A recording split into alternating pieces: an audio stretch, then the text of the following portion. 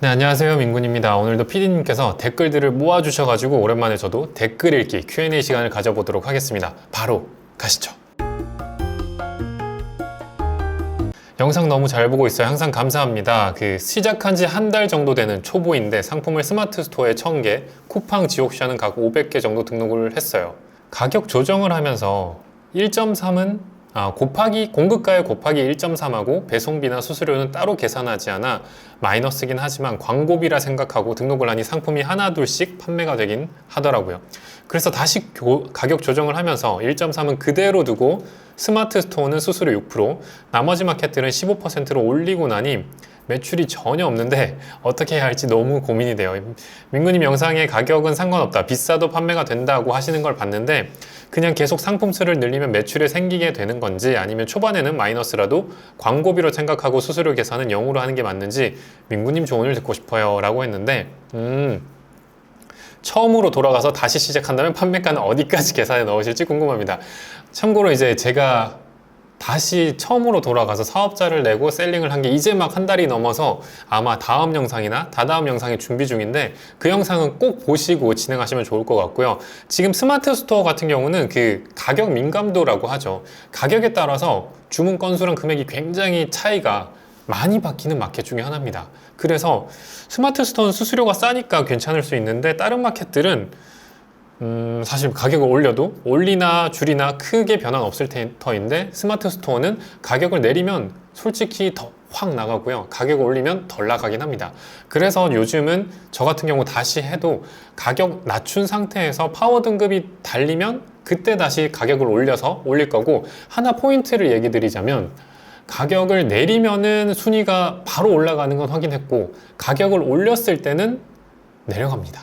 그러니까 가격을 전체적으로 이번에 싹 올려야지 할 때는 차라리 팔린 것 빼고 안 팔린 것들은 갈아엎는 게 저는 더 좋다고 봐요. 그러면 신상발 받으면서 다시 한번 자리 잡힐 때니까 가격을 내릴 때는 마음껏 그냥 내리시고, 올릴 때는 그냥 안 팔린 것 빼고는 팔린 것은 제외하고는 갈아엎으셔라. 이게 저는 좋다고 생각을 합니다. 유플랫은 이미지 가공할 때 이미지가 7장 등록하는 게 가능해서 저는 상세 페이지에 7장 이미지를 다 따고 있습니다. 진짜 언젠가는 사진이 많아지면 많아질수록 상위 노출이 가능하지 않을까 하는 혼자만의 뇌피셜을 그냥 따고 있기는 한데, 이거 정말 흥미로운 댓글이네요. 궁금한 점은 이게 아니라 제가 네이버 쇼핑에서 판매를 잘하시는 분들을 벤치마킹을 자주 합니다. 근데 이미지 가공하시는 분들 보면 다들 다르더라고요. 진짜 썸네일만 5장 똑같이 올리시는 분, 썸네일만 상세 페이지에 해서 캡처 후 다른 리스팅 이미지에는 마켓에서 올려둔 이미지를 쓰시는 분도 계시고, 저는 썸네일은 거의 눕기를 따고 나머지 6장 리스팅 이미지를 마켓에 올려둔 이미지랑 최대한 다르게 캡처를 하고 있습니다. 어떤 게 더 좋은지는 아무도 모르겠지만 제가 하는 방식이 그냥 바보 같은 짓인지 그냥 그런 건지 궁금합니다. 이분 닉네임이 따로 적혀 있지는 않은데 이런 걸 하시는 것 자체가 엄청 나신 분인 것 같아요. 이게 진짜 노가다거든요. 보통 이미지는 저는 이제 알바분들에게 맡기는데, 이렇게 했으면 사실 제가 과거에 약간 이렇게 하긴 했어요. 그러니까 일어나지 않을 일을 미리 대비해서 시간과 노력을 들였어요. 미리 빨리 바꾸고. 그래서 제가 사실 후회를 하고 있습니다. 몇 번 얘기 드렸지만 그 사이 동안 내가 놓치는 매출이 너무 많단 말이에요. 이미지 7장을 만들었으면 저라면은 사업자 7개 내서 바로 올릴 거예요. 다 다르게. 그러면 매출이 확 오를 거예요. 이분 역시도 이제 제 다다음 영상에 올라갈 전체 앞으로의 전략을 보여드리는 제가 한 달 셀링하는 영상을 꼭 보시고 하시면 좋을 것 같은 게, 7장이나 다르게 땄다면은 이거는 활용하시면 지금 바로 점프업을 할 수 있는 준비가 되어 있으신 분이라서 그냥 가만 계시지 마시고 움직이세요. 그냥 지금 상태에서 움직이지 말고 요거 가진 걸 가지고 바로 매출이 오르도록 다른 액션을 곁들이시면 좋을 것 같습니다. 그리고 미래의 걸 미리 하시는 거는 시간 낭비일 수 있으니까 시간을 좀 줄이셔가지고 차라리 지금 당장 올릴 수 있는 사업자를 추가한다거나 이렇게 하시는 게 훨씬 좋다고 생각이 됩니다. 쓸데없는 짓은 아니지만 지금 활용을 못하고 있으니까 저는 빨리 활용하시라고 얘기를 드리고 싶어요. 오늘 영상에서 나온 부분 중에 내 제품을 따라하는 경우를 대비해 혹은 조치를 취하기 위해서 상표권 얘기를 해주셨는데, 상표 출원을 하고 어떻게 활용하면 되는 걸까요? 상표 출원을 하고 나면은 예를 들어 썸네일에 제 상호나 이런 게 있다면은 명확하게 이 사람이 내 걸 가져갔다라는 증거물이 돼요. 그리고 상표가 있으면은 제가 늘 아마존 예시를 들거든요. 아마존에서 저도 지금 미국의 상표권이 2개가 있는데 제가 예를 들어 이 다이어리에 민군이라는 상표를 가지고 있습니다. 근데 아마존 같은 경우는 물론 이러면 다이어리에만 보호를 해줘야 되잖아요. 되게 재미난 건 다이어리의 상표권을 제가 가지고 있으면 다른 모든 카테고리에서도 이 민군이라는 거를 못 쓰게 막아주더라고요. 쿠팡도 아마 항상 아마존을 따라가니까 이런 식으로 될 거예요. 그러니까 같은 제품이지만 나는 상표권, 내 상표 붙인 나만 팔어 이렇게 주장하면서 쳐낼 수가 있고, 이미지나 이런 걸 뺏긴 업체에는 고발을 할 수 있습니다. 실제로 내 거를 마음껏 저작권이 있는 건데 내 걸 가져갔다라는 증빙 자료로 쓰시면 굉장히 유용할 겁니다. 그리고 제가 최근 올린 영상 중에 그립톡, 민군 그립톡 혹은 그립톡 해보시면 제가 올린 영상이 뜰 텐데요. 그걸 보시고 이제는 반대로도 생각할 줄 아셔야 돼요. 그 내용은 사실 그립톡이 이렇게 셀러들에게 했는데 우리가 거기에서 어떻게 대응을 할까에 관해서 다뤘는데, 그걸 자세히 보시고 만약에 내가 그립톡이라면 그건 거죠.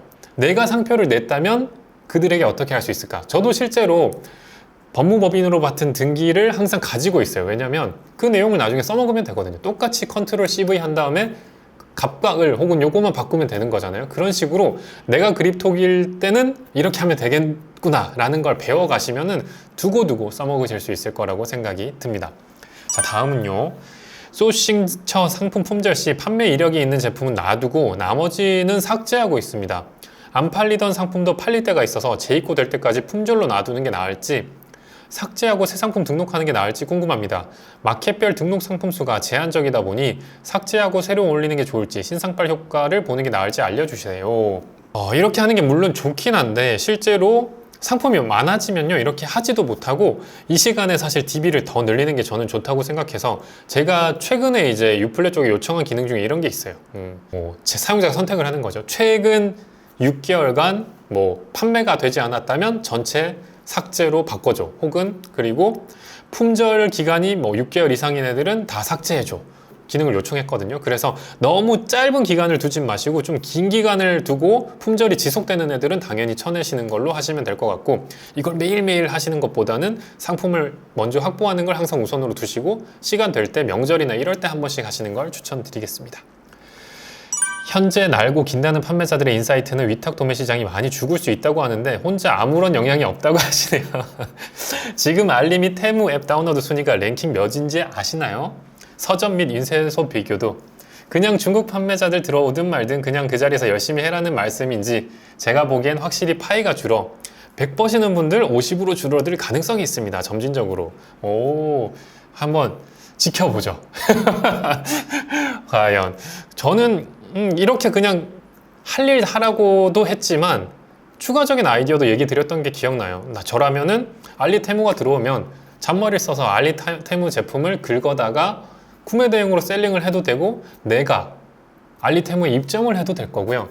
이제 할 거는 너무 많습니다. 내가 이제 내 시간을 어떻게 투자하느냐에 따라 달린 거지, 알리테무를 이용해서 돈 벌 방법도 굉장히 많다고 생각을 하고, 원래는 제가 이제 유튜브를 그만해야지 하고 있었는데, 이런 분 보면은 그런 생각이 들긴 해요. 10년 후에도 한 번씩 매출 공개를 해서 제 병이긴 한데 뭔가 이런 말 들으면 보란 듯이 이렇게 된다는 걸 자꾸 보여주고 싶어 해서, 하여튼 저는 한번 계속 살아남아 보도록 하겠습니다.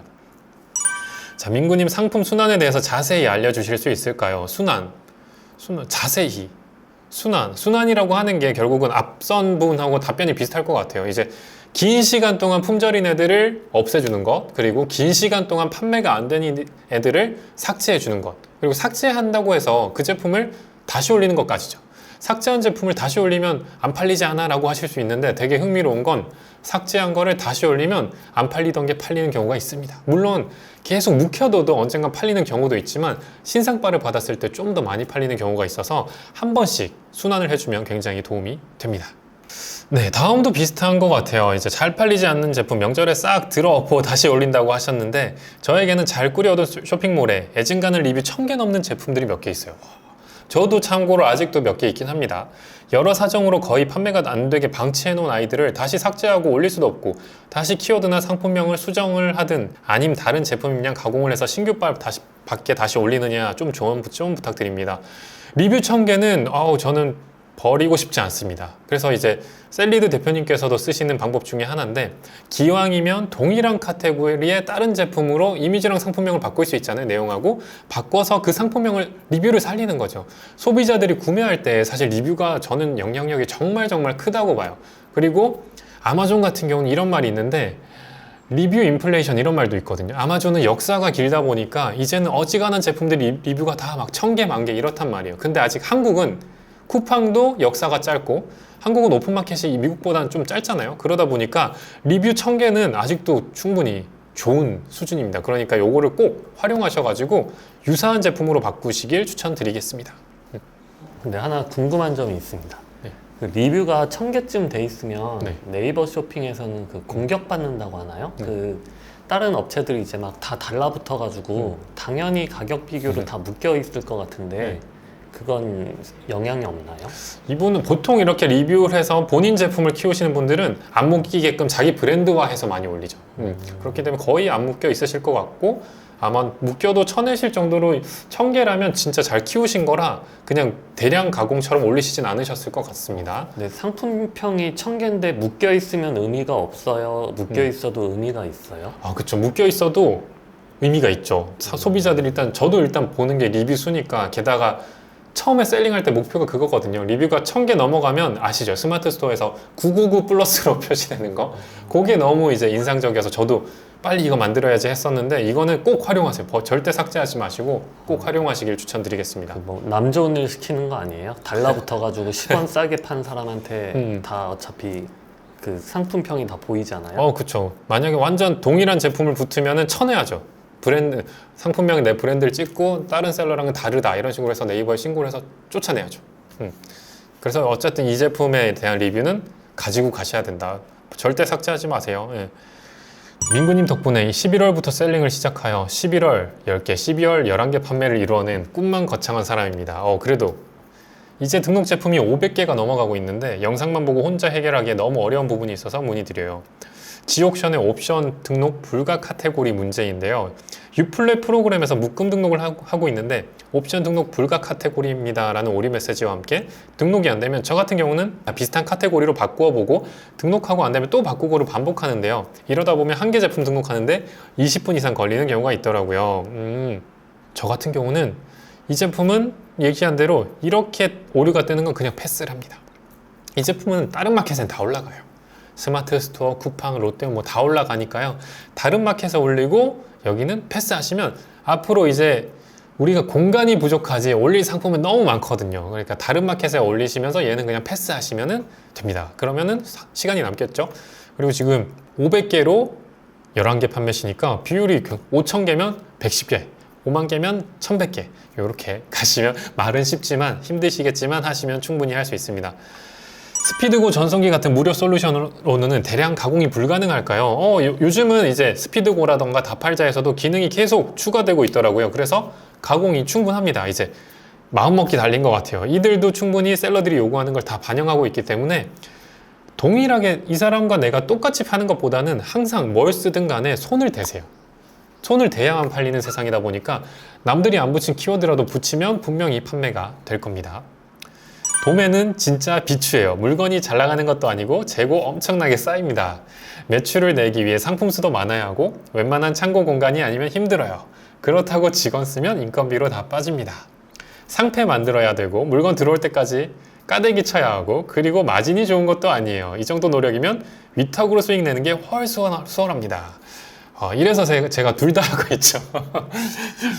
그렇죠. 무엇이든 장점이 100%인 사업은 없는 것 같아요. 장점이 100%다라고 한다면 사기인 것 같고, 얘기하신 게 단점이 많습니다. 그럼에도 불구하고 저는 하고 있고, 요게 이제 여기 계신 이제 셀러 키우기 민군 다마고치 하시는 대표님 거였는데, 왜 저는 둘 다 가져가는 게 좋다고 보거든요. 왜냐면 위탁으로 수익 낸 게 물론 안정적이고 무재고고 너무 좋아요. 근데 여기서도 리스크가 있고 단점이 있고, 뭐 하나가 약간 어그러졌을 때 또 하나가 살아남아 있으면 나는 꾸준히 갈 수 있다 보니까 저는 파이프라인을 좀 여러 개 만드는 걸 좋아해서, 기왕 제가 보여드리기로 한 거, 이분께서 도매도 잘 되는 것도 한번 보여드리고 한번 장점도 보여드리도록 하겠습니다. 조조님 반갑습니다. 나름 열심히 올렸는데 조정님 반 정도밖에 안 되네요. 민구님도 새로운 사업자로 한 달밖에 안 되셨다고 하는데 잘 나오시는 것 같아 자꾸 좀 자괴감도 들고 나는 왜 이러지 싶기도 하고 여러 생각이 드네요. 민구님 수업 들었던 분들 중에 잘 안 되고 있는 분들도 왜 안 되는지 궁금합니다. 나름 열심히 한다고 하는데 뭐가 부족한 걸까요? 주저리 답답해서 글 남겨봅니다. 조조님도 사실